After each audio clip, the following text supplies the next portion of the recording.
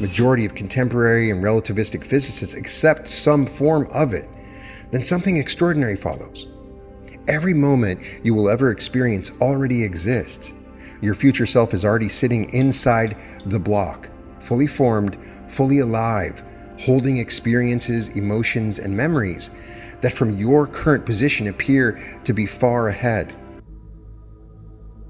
The date is October 14th, 1940. London is burning. Winston Churchill sits at the head of his dining table at 10 Downing Street. The Luftwaffe have been bombing London every night for over a month. The sound of anti-aircraft fire echoes above the rooftops. Fires glow on the horizon through the blackout curtains. The Prime Minister has resumed his dinner. Conversation moves quietly among his aides. The clink of silver against porcelain. The distant crump of bombs falling on the East End. Then, without warning, Churchill sets down his fork. He rises from the table. His aides fall silent. The Prime Minister walks across the dining room, through the doorway, and into the kitchen at the rear of the building. 3 kitchen staff look up from their work. A cook, a scullery maid, a kitchen assistant. All 3 have worked at number 10 for years. He says, "Put the dinner in the hot plate in the dining room, then go to the air raid shelter in the basement. All 3 of you, now." No further explanation. 3 minutes later, a German bomb strikes the rear of the building. The kitchen is destroyed.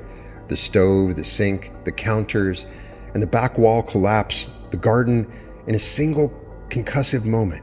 The 3 staff members survive. Every one of them had walked down into the basement shelter only minutes before. Churchill spoke about the event only once, years later, in a letter to his wife Clementine. The letter survives today in the Churchill archives at Churchill College, Cambridge. Historians have verified its authenticity. The original document sits under temperature-controlled glass. The sentence that has drawn scholarly attention for over 80 years reads as follows. Churchill saying, "I remembered in advance that the kitchen was about to be destroyed. I walked into the kitchen as if reviewing an event that had already occurred. The staff needed to leave. I knew this the way one knows a thing that has already lived." 3 words from one of the most studied statesmen of the 20th century. 3 words that describe something modern neuroscience, quantum physics, and consciousness research has spent the last 50 years trying to understand. Welcome to the Reality Revolution. I'm your host, Brian Scott. Across the next few minutes, we're going to walk through one of the most profound and overlooked principles in the entire science of reality creation, a principle that quietly sits underneath every successful manifestation story you've ever heard, yet almost no teacher explains it directly. Here's the thesis. Visualization is one of the most powerful tools consciousness has, and yet across 8 years of daily work with this material, I have come to understand that visualization becomes exponentially more powerful when it takes a very specific form. The form the great manifestors across history have always used. They visualize as if they are remembering. The human nervous system creates reality through memory. When your visualization practice shifts from imagining a future to remembering a future, something extraordinary happens inside the biology. The nervous system registers the experience as already lived. The rendering engine of reality reads the signal accordingly. The timeline collapses. This is what the ancient traditions understood. This is what modern neuroscience is beginning to measure. And this is what separates the visualization that works from the visualization that stalls. We're going to move through the neuroscience of memory-infused visualization, the quantum physics of remembered time, the strange documented cases of memory that should be impossible, the Neville Goddard lecture that named this practice in 1955, the nature of memory across parallel realities, and the single sentence that rewrites how you visualize anything going forward. For over a century, the modern self-help tradition has taught manifestation through visualization. Close your eyes. Picture the life you want. Hold the image. Feel it. Believe it. The practice has changed millions of lives. It has also left a significant portion of practitioners wondering why some of their visualizations land with remarkable precision while others seem to stall. In 2013, a team at the University of Pennsylvania led by Dr. Gabriel Ottingen published research in the journal Psychological Science that shed light on the question. Ottingen and her collaborators tested over 3,000 participants across 20 years of studies. What emerged from the data was a subtle distinction in how the brain processes a visualized future. Subjects who constructed a purely imagined future scene experienced a measurable drop in motivation. Their blood pressure decreased during the visualization itself, producing a physiological signature identified to relaxation after goal completion.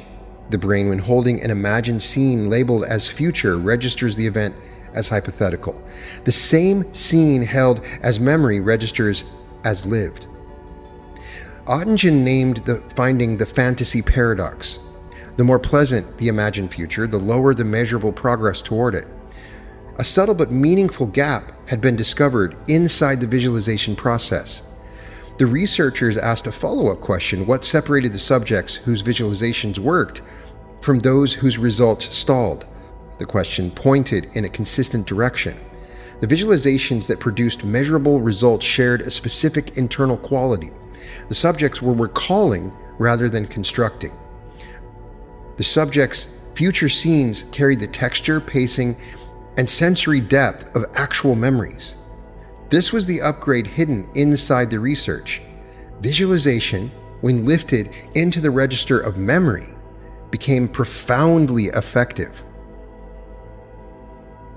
Neuroscience reveals why the upgrade works. A future scene constructed purely through imagination fires in the frontal cortex. The prefrontal regions responsible for hypothetical reasoning engage.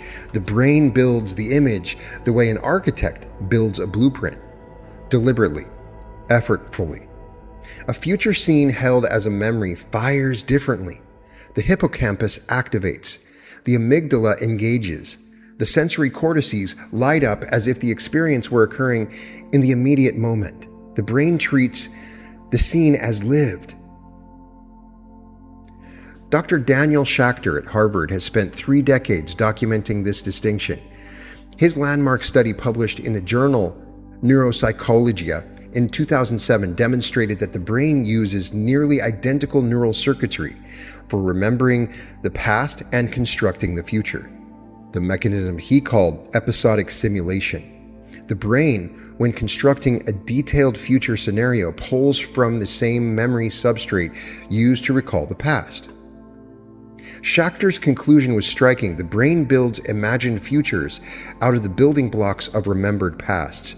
And when the future scenario is constructed with enough sensory, emotional, and contextual depth, the brain files it alongside actual memories. The distinction between what happened and what has been deeply remembered begins to dissolve. This is the psychological ground on which the most effective manifestation teachings have always stood. Every functional reality creation tradition has intuited it for centuries. The Buddhist tradition encoded it in the teaching on samskara. The yogic tradition mapped it in the doctrine on sankalpa. The Kabbalistic traditions taught it as zakor, remembrance as a creative act. The indigenous Dreamtime traditions practiced it as remembering forward. The Christian mystical tradition held perhaps the clearest articulation of all. In December of 1955, a Barbadian-born mystic named Neville Goddard stood at a lectern in Los Angeles and delivered one of the least known yet most extraordinary lectures of his career. The lecture was titled, "I Remember When." Neville, who had been teaching the creative power of imagination for over 2 decades, took his audience in an unexpected direction that evening. He told them that imagination was the doorway, and he was about to teach them how to walk through it. Neville explained that you release imagining what you wish to create. You remember it instead. You speak of it as something that has already come to pass. You walk through the world as one who is looking back at something, as one whose eyes have already seen the scene. when the imagination is charged with the sweetness of remembrance, the thing remembered comes to pass. Neville taught his audience a specific phrase that night, a phrase he called the bridge of incidents, a sentence construction that collapses the distance between desire and possession. I remember when. He walked them through example after example. Instead of saying, I want to live in that house, the student says, I remember when I first walked through the door of my home and the light poured across the hardwood floor. Instead of saying, I want that relationship, the student says, I remember when we laughed together at the kitchen table the morning after we were married. The phrase is deceptively simple. It changes the grammatical tense of the desire. It changes the energetic signature of the thought. The most important thing is it changes what the nervous system registers. A wish is processed as something absent. A memory is processed as something present. I remember when. The posture changes, the breath deepens, the nervous system shifts from sympathetic striving to parasympathetic inhabiting.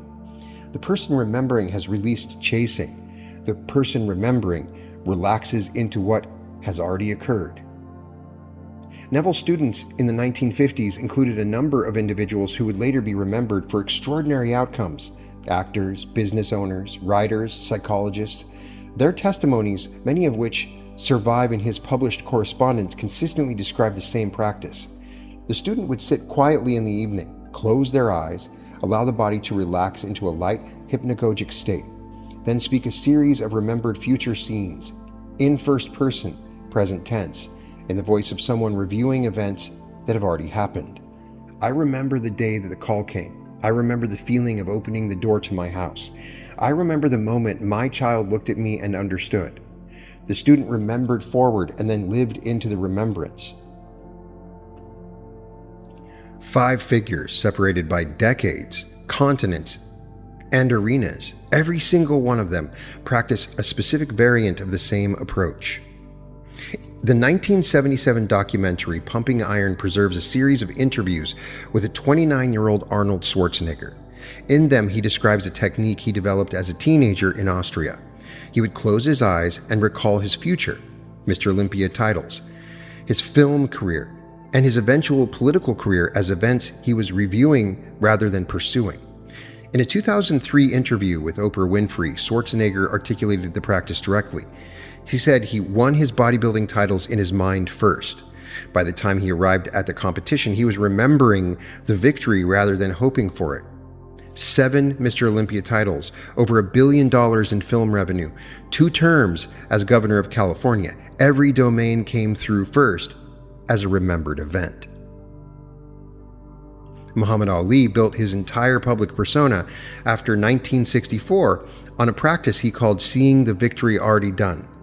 In his 1975 autobiography, The Greatest, My Own Story, Ali described training sessions in which he would close his eyes and remember raising his hand as a heavyweight champion.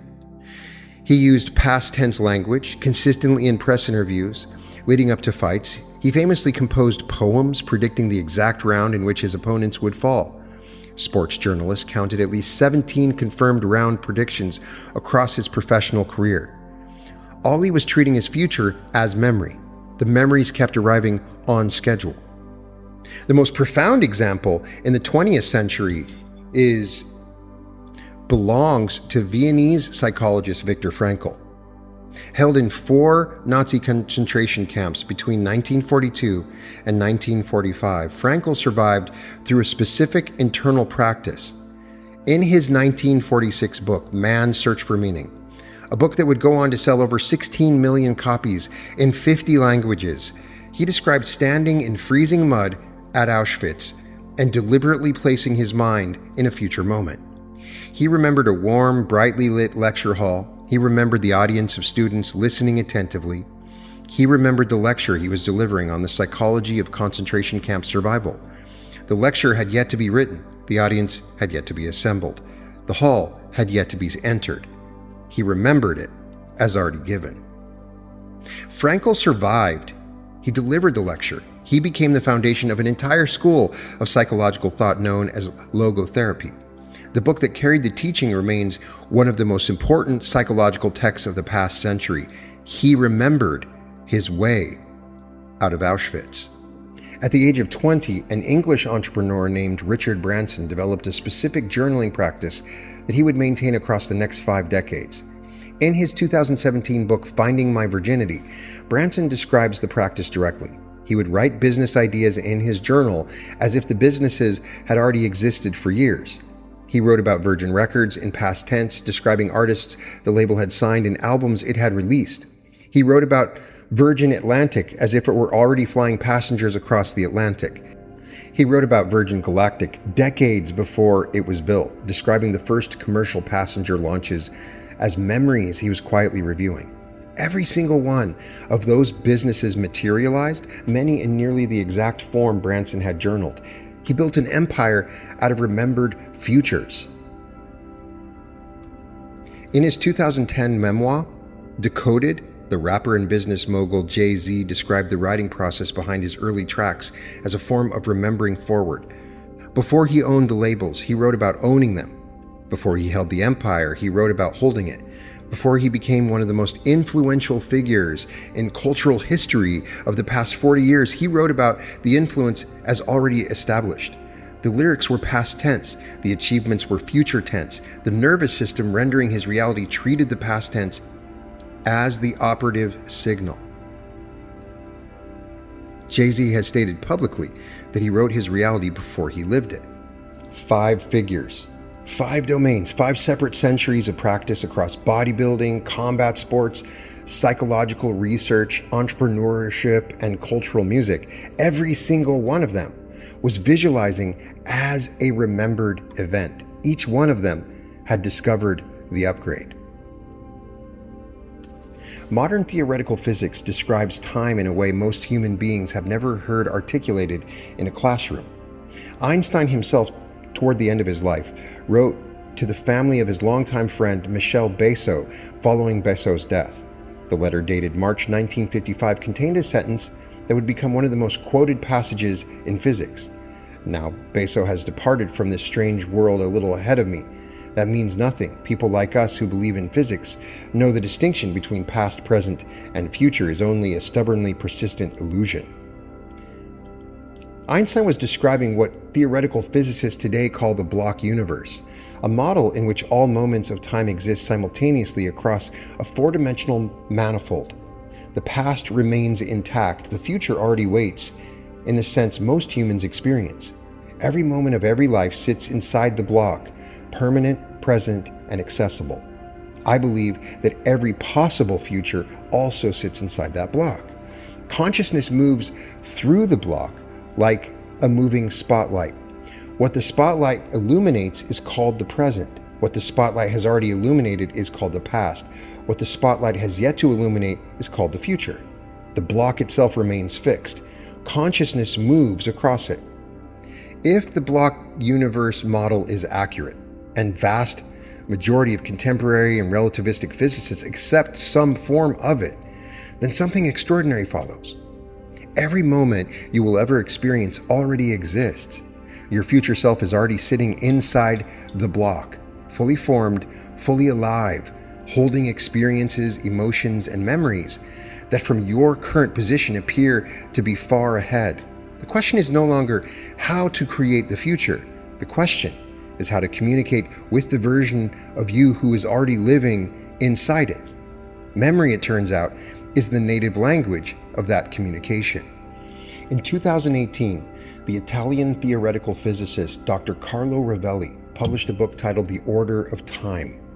Rovelli, one of the founders of loop quantum gravity and a member of the Centre de Physique Théorique in Marseille, made an argument few of his contemporaries had dared to articulate in public. Time, Rovelli wrote, remains still. Time is a local, thermodynamic artifact of the way human memory processes entropy. The human experience of a directional arrow of time emerges from memory itself. Without memory, there would be no temporal direction. Rovelli quoted his mentor, Bryce DeWitt, one of the architects of quantum gravity, who had written in 1967 that the fundamental question of quantum cosmology contains no time variables whatsoever. physics at its deepest layer is timeless. Time is an emergent property of consciousness interacting with memory. Memory does far more than record the passage of time. Memory creates the experience of time in the first place. If memory creates the perceived flow of time, then a sufficiently vivid memory of a future event brings the nervous system into contact with that future as if it were already part of the timeline. The future, from the perspective of consciousness, becomes integrated into the direction of memory's flow.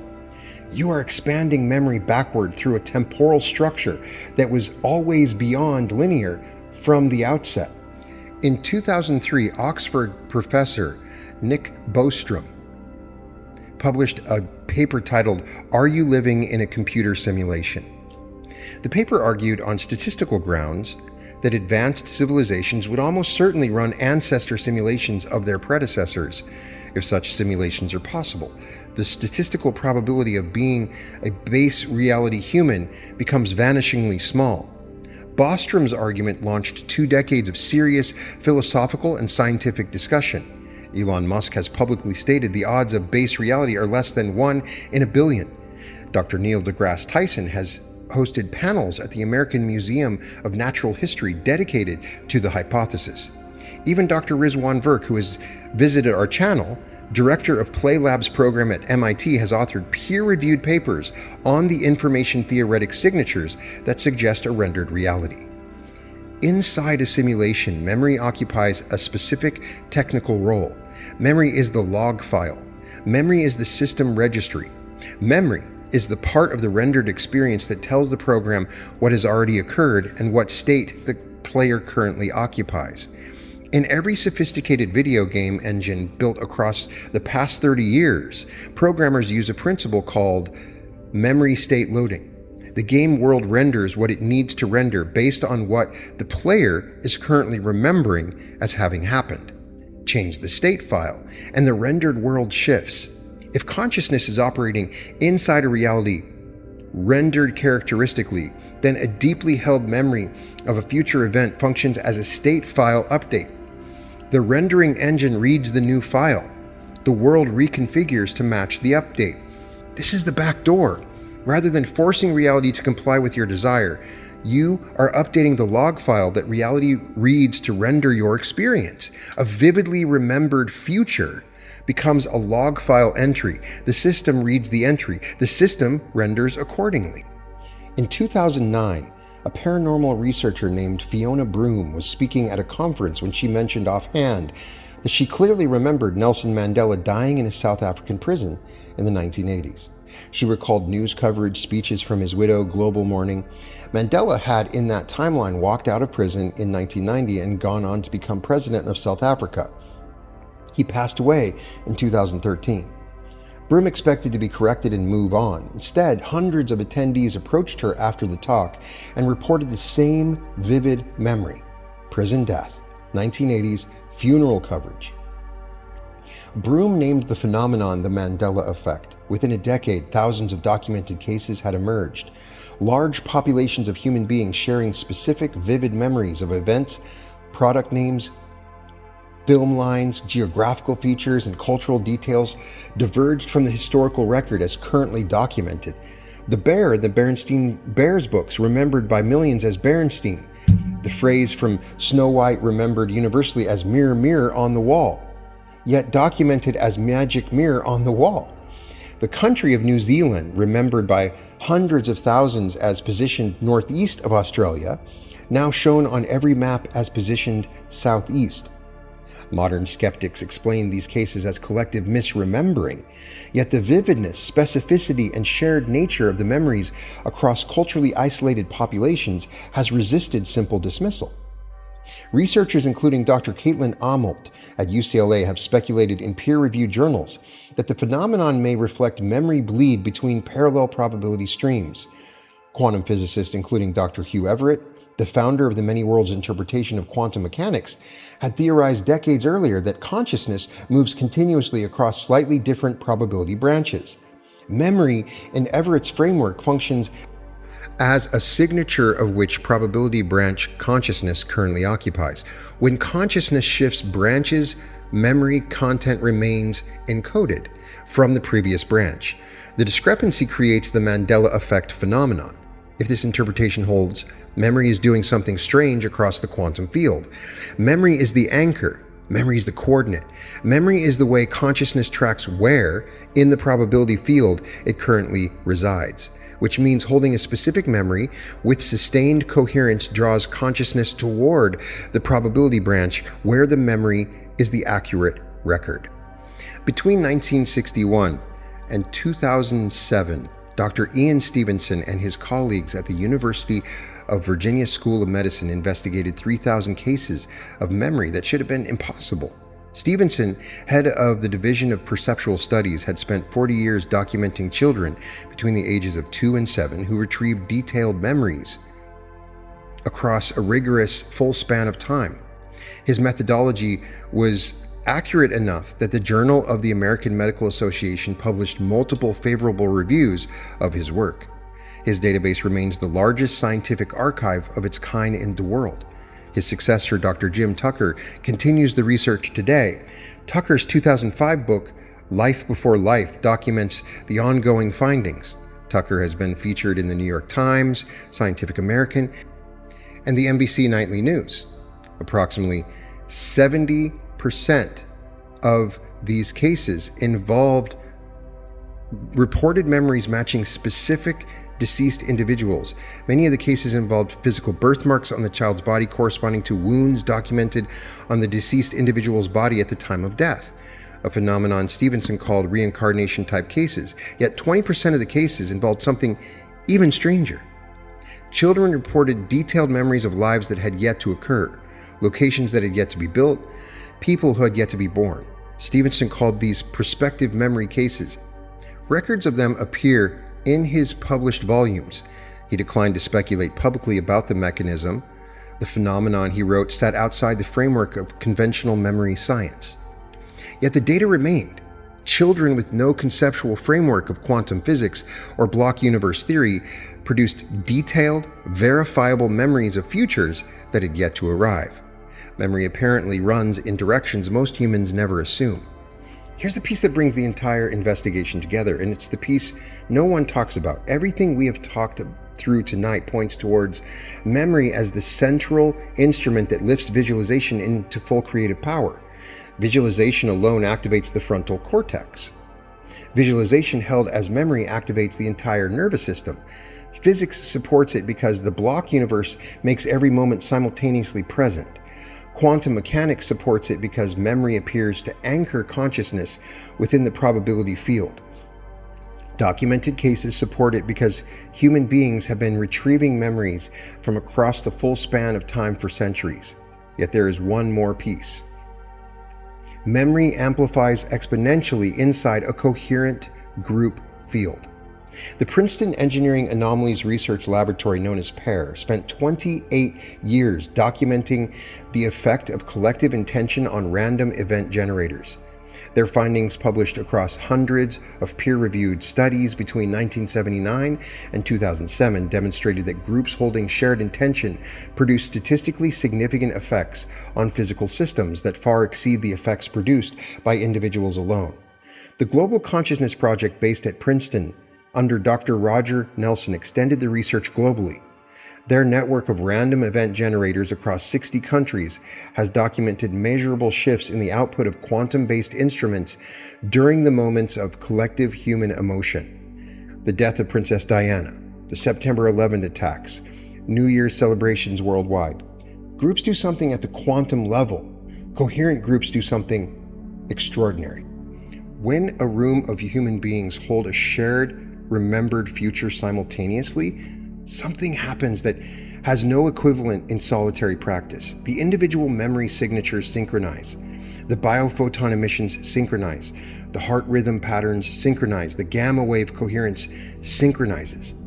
And the combined field amplifies the signature of the shared remembered future. The room becomes a collective state file. Every person's nervous system is registering the same remembered event as already having occurred. The probability branch that corresponds to that event experiences a strong pull from the combined coherent signal. The physicist Dr. David Bohm described this as the implicate order responding to coherent activity. The Hawaiian kahuna tradition described it as the group becoming a single kupua, a single magical entity. The reality transurfing teachings of Vidim Zealand describe it as a coherent pendulum of intention capable of shifting the alternative space. Every tradition has named it. Every modern measurement has confirmed it. A group remembering together creates a pocket universe, a shared memory field so coherent that the participants begin to experience the remembered reality as already here.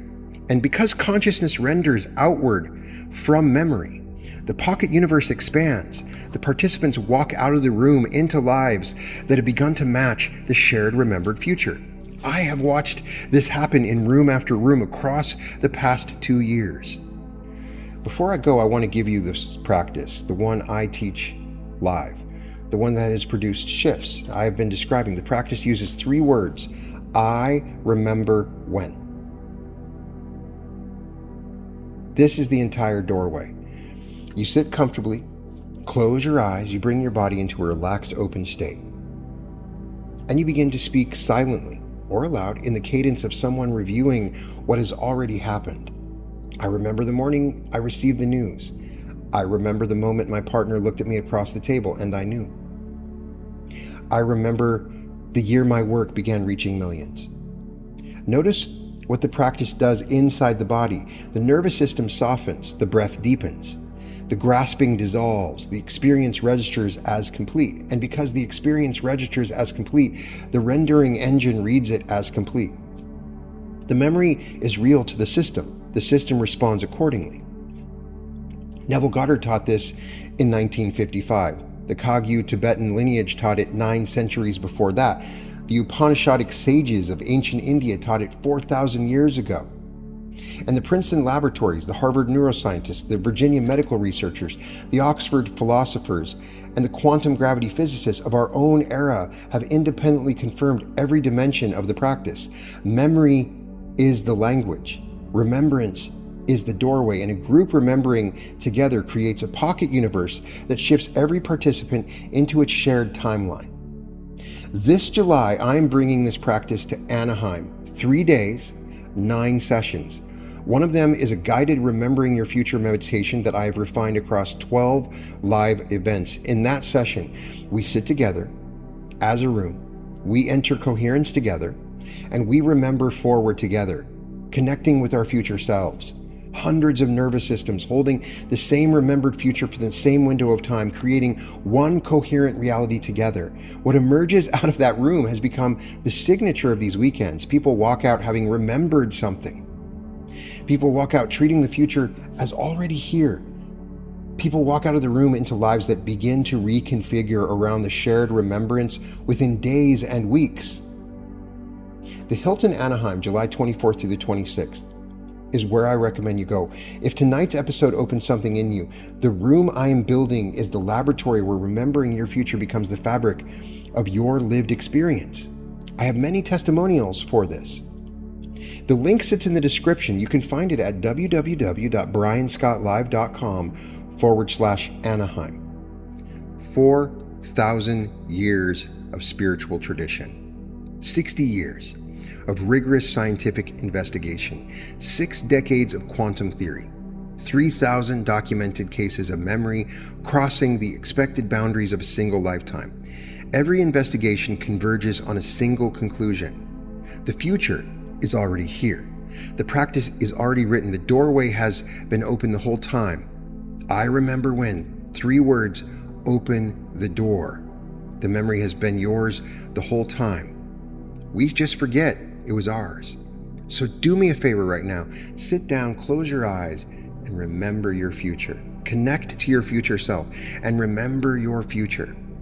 You can try my I Remember When meditation and the I Remember When activation, which are designed to facilitate this process within you. And please put in the comments your experiences with remembering into your future. Do me a favor, put a like on this video, subscribe to the channel, share this with your friends.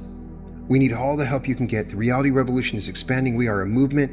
It is my goal and desire to help you create and live in your greatest timeline. You can find all episodes of The Reality Revolution at therealityrevolution.com. Be sure to check out my art. You can find it at www.newearth.art. And join the Reality Revolution community at school.com, www.skool.com/Reality Revolution. All the links I've mentioned so far in this episode are in the description of this video. You can find them all there. I'm sending all my light, all my love to everyone that's listening, and welcome to the Reality Revolution. 3 days, 9 sessions, one amazing shift. July 24th through the 26th, I'm bringing the Reality Revolution experience to Anaheim, California, where you can activate the pineal gland, meet your higher self, quantum jump into your greatest timeline, open the bliss body, flow with large sums of money, open to love, and shift into the new earth. All over 3 days, with a special appearance from Daryl Anka. Friday night we celebrate, we have karaoke, a total transformation, one weekend, one lifetime of change. July 24th through the 26th at the Hilton Anaheim. Early bird pricing is available with discounted rooms. You can find the link in the description at www.brianscottlive.com/Anaheim. I'll see you there.